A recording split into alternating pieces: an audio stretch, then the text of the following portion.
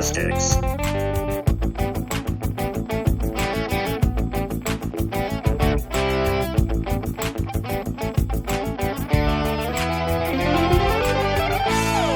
Welcome back, FloridaLinguistics.com podcast listeners. This is the podcast for December 15th, 2009. My name is Tyler McPeek, University of Florida graduate student, and I'm here with... This is Lee Ballard, also University of Florida graduate student. The two of us will be dual interviewers, as it were, and today we'll be talking with Dong-Yi Lin, PhD candidate here at the University of Florida. Welcome, Dong-Yi. Hi. Okay. So, Dong-Yi, you have a master's in linguistics from a Taiwanese university. Yes. You are, in fact, a Taiwanese student. Yes.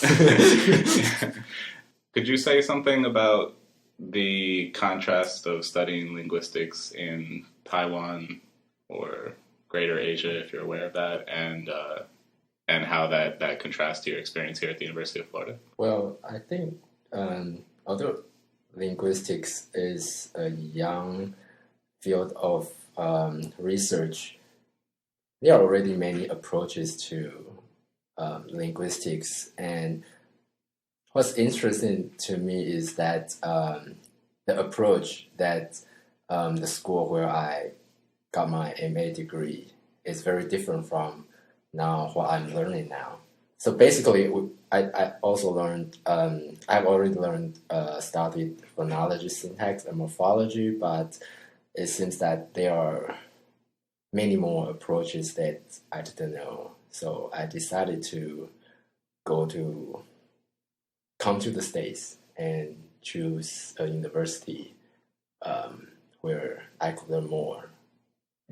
Could you talk us through a little bit, maybe your path, how you got from Taiwan to studying here in Florida? What connections did you have that brought you to Gainesville? Well, I don't have any connections in Florida or Gainesville, but one of the main reasons I think is that I'm working on Austronesian languages, and Dr. Possum here at UF Linguistics is also working on Austronesian languages. He's working on Malagasy.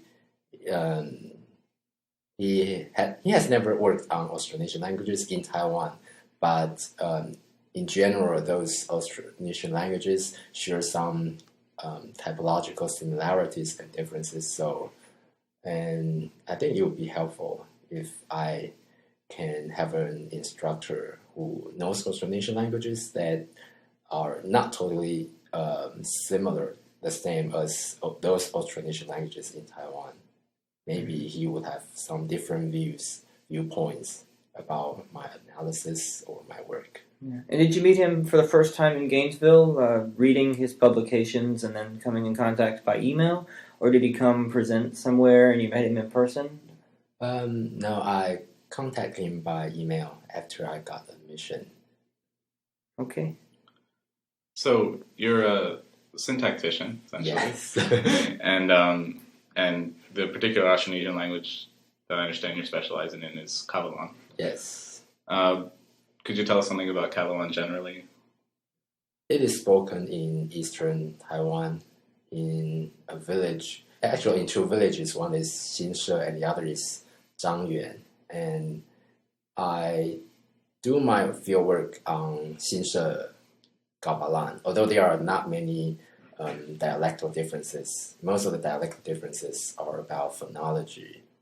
It's an endangered language because there are only about less than 100 native speakers now. As far as the population is concerned, there are about 2,000 Kavalan speakers, but strictly speaking, if you are talking about native speakers of a language, then I think there are less than 100. Wow. So, so what is that like to study a language with so few speakers? Are you? I would assume you must be one of the few researchers doing this particular language. Yes. Are you the only that you know of, or? No, of course not. There are also other professors in Taiwan who are working on this language, but not many. Uh-huh. Yeah. We were talking about Kavalan one day after the comprehensive exams, and you mentioned that most of the Taiwanese Aborigines who speak the languages, and maybe some who don't even speak the languages anymore, converted to Christianity maybe in the 19th century or 20th century, and some linguists see that as a bad thing. They'll say, oh, well, if you change the culture or the religion or the way of life of the people, the language will start to lose some of its distinctiveness. Do you think that's happened at all with Kavalan? Do they see their Christianity as a good thing, or has the language definitely lost some of its uniqueness? No, I think most indigenous speakers in Taiwan think that Christianity is a good thing because those preachers did help them a lot in the past. With education, or what type of assistance? In terms of concrete help, economical and spiritual. Mm-hmm. Yeah. Okay.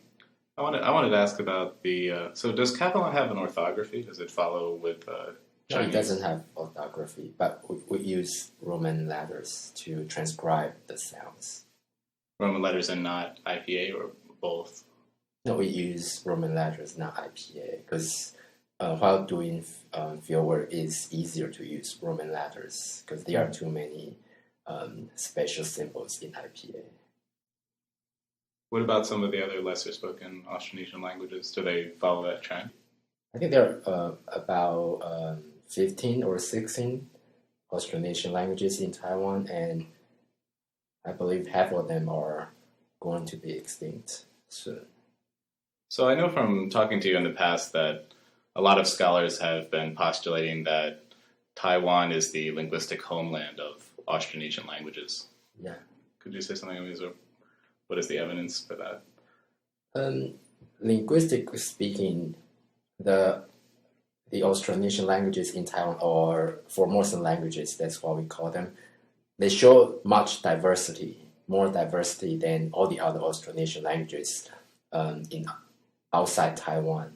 And that's an indication that Austronesian languages originated in Taiwan. Okay, well, thanks very much. We've been here with Lin Dong Yi. Yeah. How did I do? Yeah, great. Okay, so thanks very much, Dong Yi, and this has been FloridaLinguistics.com for December 15th, 2009. Florida Linguistics.